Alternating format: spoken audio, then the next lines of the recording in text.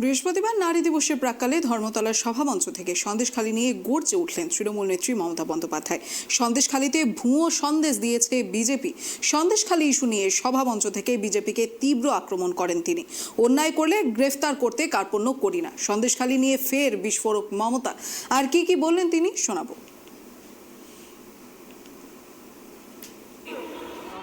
ভুয়ো সন্দেশও দিয়েছেন। সন্দেশ মানে হিন্দিতে বলে আবার সংবাদ। একটা জায়গার নাম আমাদের বাংলায় বলে মিষ্টি একরকমের, আর সন্দেশ মানে সংবাদও আছে। যেভাবে আপনারা কয়েকটা ঘটনা নিয়ে, হতেই পারে হাতের পাঁচটা আঙুল তো সমান নয়, কিছু কিছু জায়গায় অনেক সময় আমাদের নলেজে থাকে না। যদি কোনো কিছু অন্যায় হয়েও থাকে, সঙ্গে সঙ্গে আমাদের নলেজে আসলে আমরা সেটা অ্যাকশন নিই।